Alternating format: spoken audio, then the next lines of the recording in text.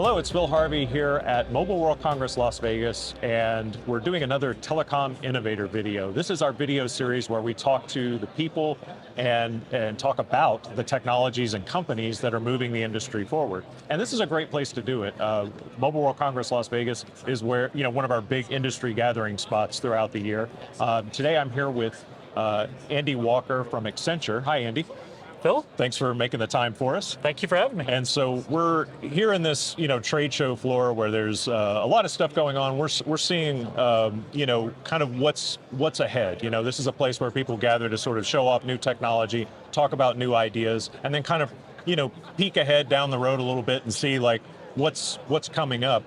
I think Accenture is a great company to talk about, what the challenges are for the global telecom industry over the next, time horizon. Let's say 5 years out. So what do you think those challenges are? Well, let me start. So I'm not super negative. Let me start with some positivity, right? Yeah, Which is that you pick up at a show like this. Certainly the 5G rollout has been fantastic, right? In terms of new products offered in the industry. I think a lot of buzz around fixed wireless access, solving a lot of the last mile and digital divide problems.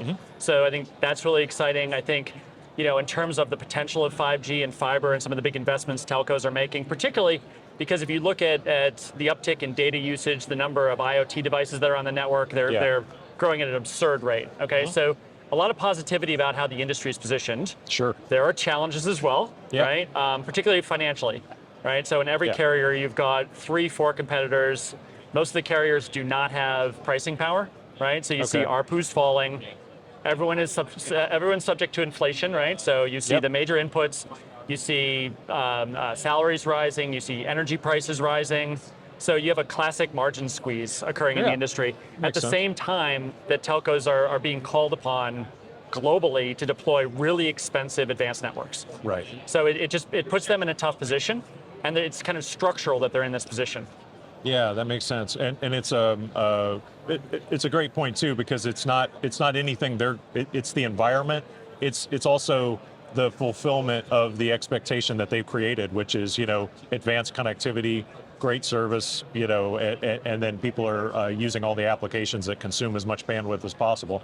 Absolutely, and even standing in front of the GSMA, it comes down to it's public policy, right? Yeah. Public policy is we want telco services to be as cheap as possible, but we also want the most advanced stuff, which those two things kind of run into each other at some point. They do at some point, yeah. So how does Accenture see this shaping up in the near term? What are some of the things that telcos can do to overcome particularly that margin challenge? Well, look, I think that there's an opportunity here, right? And anytime there's a crisis, you need to look at it and say, all right, what can we do to dig ourselves out of it? I think a lot of the opportunities to move beyond connectivity, right? So you think about B2B and B2C, it becomes what additional offerings can I layer on top of straight connectivity, right? So can I own the home, right? Can I do things with SMB where I'm providing more advanced services to SMBs, which are clearly in demand for more than just connectivity, right?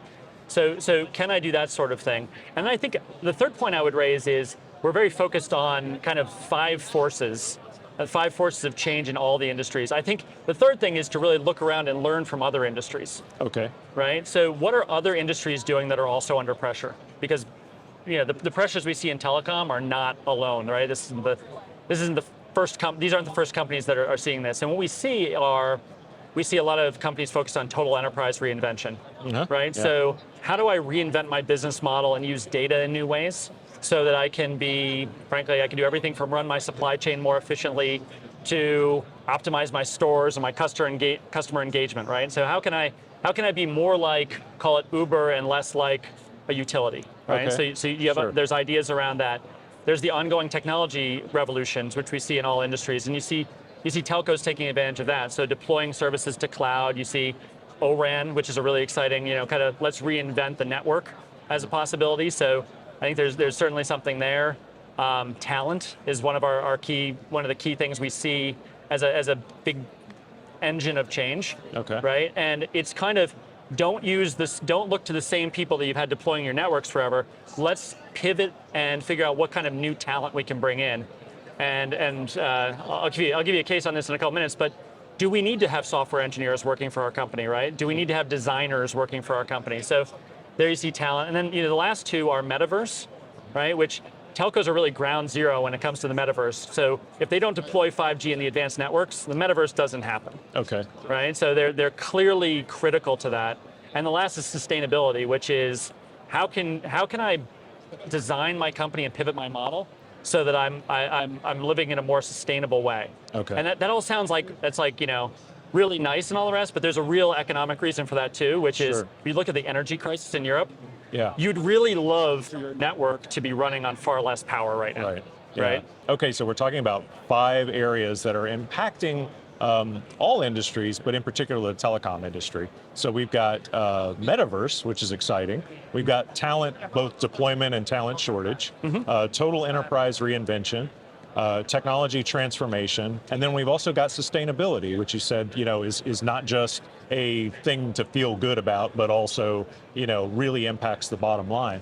Right. Have you seen examples in the telecom industry of these 5 forces at work? Absolutely, and really when we look to leading telcos, we actually see them already adopting some of these programs. And so I'll share some examples. So I did a panel at IBC 2 weeks ago with Tim Fell with TELUS, and Tim basically started out in telecom quite a long time ago, and he revealed that now he's got a group of 100 software engineers working for him. So Okay. if you think about talent transformation, That's really big, yeah. we're pivoting to have a software part of our business that exists to develop new products for our consumers, right? You look at companies like Swisscom. Swisscom is going to be 100% sustainable by 2025, right? Which is, if you think about it, seems crazy for most telcos because you got trucks driving around, right, Yeah, that are yeah. burning carbon. These guys have figured out how to be sustainable. Okay. With things like total enterprise reinvention and the ongoing tech revolution. I mean, those are enormous. I can't give client names here, but Sure.